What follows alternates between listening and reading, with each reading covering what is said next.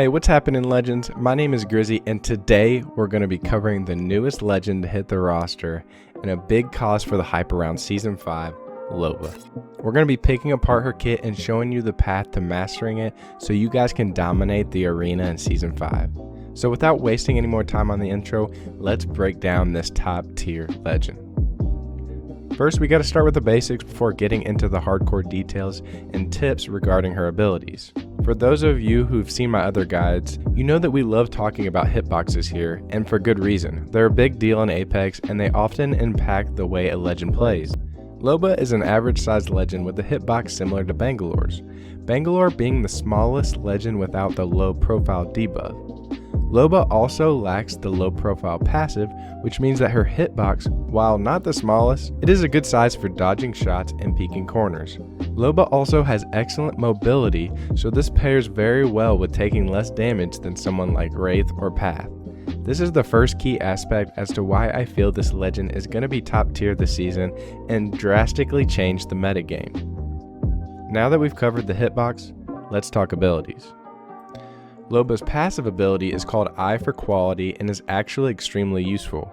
This ability allows you to see nearby epic and legendary loot through walls and even through loot bins. A key tip with this ability is that you can ping loot through obstacles. You can also use a ranged scope with the sniper to see loot at much further distances with this ability.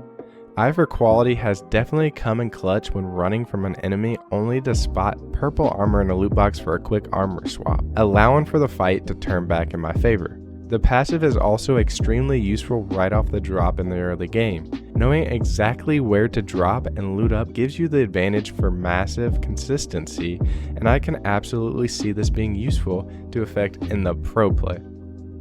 Loba's tactical is called Burglar's Best Friend, which comes with a 30-second cooldown and allows Loba to throw her bracelet in an arc, teleporting her to where it lands.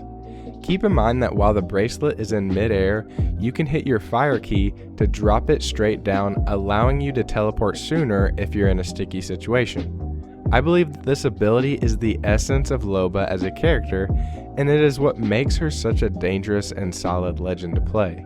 A huge tip with playing Loba is to utilize the drop mechanic in specific locations in order to take high ground with greater speed and accuracy. After throwing the bracelet, pay close attention to the orange trail indicator on the ground, allowing you to track your tactical mid-air, increasing your accuracy with this ability. Remember, in Apex, taking positions faster is generally better, so being able to get up to high ground quickly and precisely is going to be a key factor when it comes to playing Loba effectively. A major factor with the tactical is that it functions like any other arcing projectile in Apex Legends, meaning that it can go through windows and small cracks in buildings. So if someone's trying to hold a door to heal up and reset, that's not going to stop you from getting in. Just keep in mind that there's an animation delay after the teleport and you'll be forced to wait before you can shoot, so be careful with how you position your drop when you're using the bracelet to push aggressively. Another major tip with this tactical is that you're not very mobile while you're waiting for the bracelet to land in order for you to teleport. A key point when using this ability defensively is to be behind cover when you throw it, because you'll be slowed and in an animation while you wait for it to drop. Meaning that sometimes it might be better to rather run and slide until you can find some cover to dip behind. Keep in mind that you do not have to keep eye on the bracelet after throwing it. This means that you can throw it and shut a door to keep cover or track your opponents. This ability also can be used dynamically, meaning that you can teleport to unique locations while traveling on a balloon, a jump pad, or zip line, which means that you're able to reach tricky locations while being a more difficult, unpredictable target. Overall, just make sure that you're mainly teleporting to positions that will benefit you in a fight. Due to her animation lock, avoid teleporting right next to an enemy, or you'll risk getting knocked without having a chance to fight back. This tactical is incredibly versatile and can be used both aggressively and defensively, having all the mobility of a Pathfinder grapple, whilst having the ability to travel safely like with the Void, making it easily the best mobility in the game by far.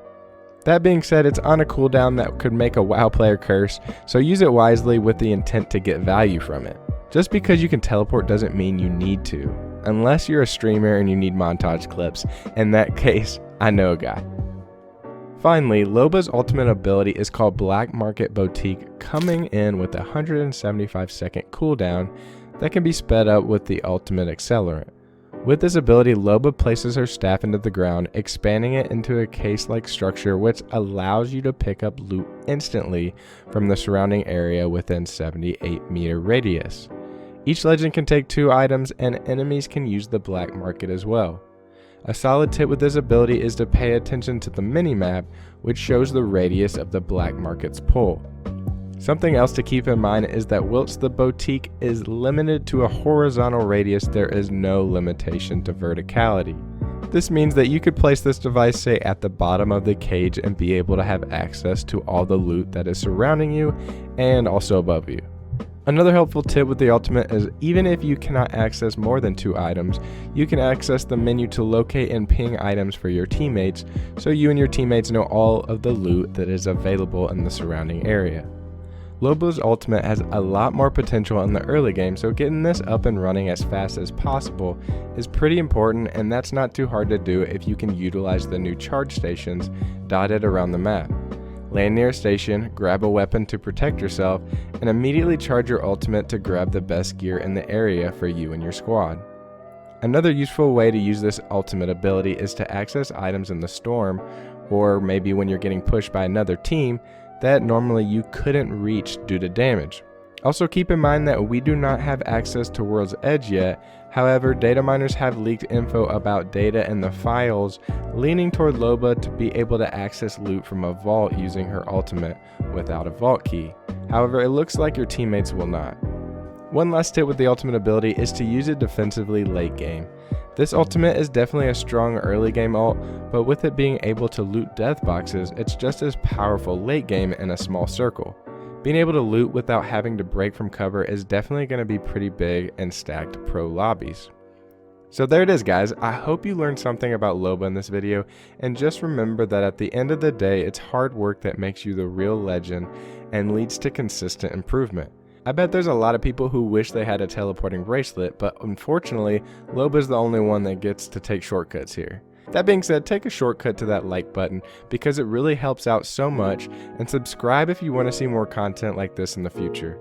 Lastly, I want to know what your favorite part of Season 5 is, so hit me up in the comments below. I'm Grizzy, and I've been here all along.